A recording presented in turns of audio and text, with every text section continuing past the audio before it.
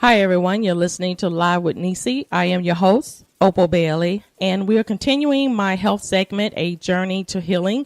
And I have a special guest with me who we reconnected over, oh my gosh, probably 20 years ago or so when we were in college together. So he had shared with me some of the things that he has been through personally as well as with friends. So I thought that it would be really wonderful for him to be my guest on my show this morning. And I would like to welcome Kevin Newton. Good morning. Good morning. How are you? I'm doing great. What's going on, man? Oh, nothing much. Just sitting here out here in the sun and just enjoying the day. Well, I'm glad that you are able to have the time to share with us today. I wanted to go into and ask you, what are some of the things that you've encountered with some of your friends and family members? Well, I have many friends and family who have some health challenges, and you just don't know how much they affect you personally in your health when you're so close to that person. For instance, I just recently connected with my daughter, who we hadn't seen each other in over 20 years, and she's dealing with some health challenges right now. Mm-hmm. And when you haven't been in touch with a person that long of a time, and then something like that come on, you feel a sense of guilt that you wasn't there in the beginning process, and that seems to take a toll on your health, and you don't sleep, and you don't eat right, and things like that. And one of the things I had to learn was that I'm not doing anybody any good if I wasn't taking care of myself, as far as making sure that they had the things that they need to overcome their health challenges. Mm-hmm. And so how did you face those challenges with your daughter with her health issue? What are some of the things that you encountered or you felt during that time? Well, one of the things, you eat a lot because they come from worrying. Right. So you do eat a lot. You eat some of the wrong things and stuff, and then your energy level is not the way it should be, and then you get kind of lazy and things like that. But one of the things that I had to do for myself was to listen to other people and just ask questions of how they were handling certain situations that they were going in. And you got to drink your water and you got to eat your vegetables and things like that, which I wasn't doing. I was all eating junk food. I think another part of the healing process for not only yourself but the other person is to engage with that person also, and to go step by step with them. Mm-hmm. So I had an opportunity to on a couple of occasions to go to some hospital visits and meet medical staff to also help me understand how to help my daughter go through some things that she's going through. And I'm happy to say that she is on the road to recovery. She's doing well. And not only is she has a sense of renewal, but I feel a sense of renewal, too, that I was able to be there and be part of the process, know what's going on, know how I can help her, what to do, not to do, and also to be around for her. We got so much to catch up on. That sounds wonderful. You know what? Because we do tend to, well, most people or some people, when you're dealing with tragic situations or someone that you love is sick or not feeling well, we tend to kind of like withdraw from them in a way because of the uncertainty or the anxiety of the illness or the sickness or whatever they're facing. Sometimes we tend to, push back, but it seemed like you kind of like compelled, you went more into it to learn more. Well, how was it an easy thing for you? What else did you have to face in all of that? Well, like I said in the beginning, you lost a lot of time when we wasn't together, and of course, guilt always sets in, and you feel guilty, and that can put a toll on people. Just don't understand how much that puts a toll on their health when you feel so guilty about not being there to help in the beginning, and then you hear about how you were missed and how they wish they would have known where you were, and so that played a large role in my pursuit and making sure that I was there for her wherever she needed, and to be able to listen to her about things that she wanted me to know, and then see the process of her healing, and which has healed our relationship and has healed me as well. You mentioned something about other friends of mine. You feel a helplessness too. You can't help when they're going through things that there's nothing you can do about it physically. All you can do is pray and encourage. But I have a really good, dear friend that I've known for 25, almost 30 years now. He's going through a serious health challenge for the past 5 years. And when he first told me about it, I just stood there because I've always seen him as a rock and someone strong.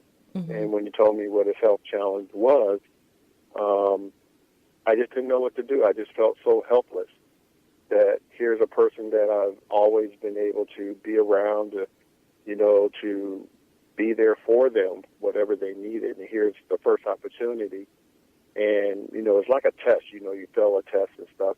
God wants to see how you would handle a certain situation like that. And I admit that I failed. I just stood there, didn't know what to say, didn't know what to do. I couldn't say I know how you feel because I've never, been in that situation before. But quickly picked myself up and just be there for him, whatever he needed, and instill whatever he needs. And it's working out great. He's on the road to recovery as well.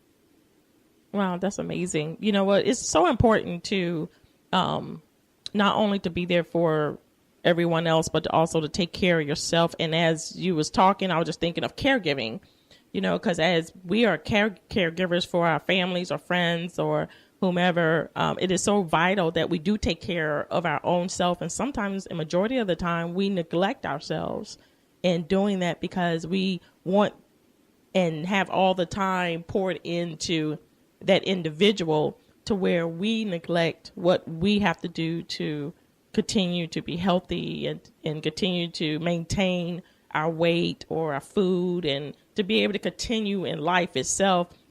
And it seems that you have found the strength to be able to not only do that with your daughter, but also with your family and your friends. Has there ever been a time where you just felt that it was just too much for you, that you couldn't do it, you couldn't be there for them, and you had to just pull away? In the beginning, I think we all feel that way, that it's too overwhelming, that with everything else that's going on in our daily lives, with your kids, your family, just everything rolled in one, and then you say, Lord, I can't take another thing, and then something comes up and he says, well, I'm going to show you how far I can stretch you. I think initially we all feel that we're overwhelmed with situations and stuff, and then something comes along that you can't handle because normally you're in control of everything. You got your hand on something, you got your pulse on it, and that, if something comes along, I can handle it. And things like my daughter's situation, my friend's situation, even my brother who was dealing with a situation, and you can't control it. And yes, you feel overwhelmed. You feel like you want to step back, and all the time that, you hear a voice in your ear saying this is not only for them, but it's for you also. So I take great delight in, sometimes being stretched by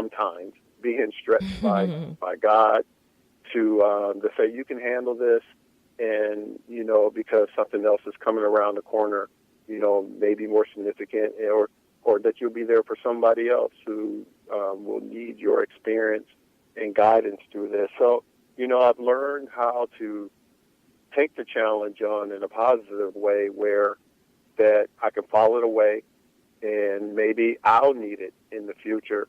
And I can remember how I dealt with it, or friends can be there for me. Mm. That's powerful too. I don't know what I was when I listened to you. I was just thinking of my situation with my daughter, and how finding out of her chronic illness, it was like a blow to me. It was very devastating, but at the same time, I knew that I had to be stronger for her than for myself.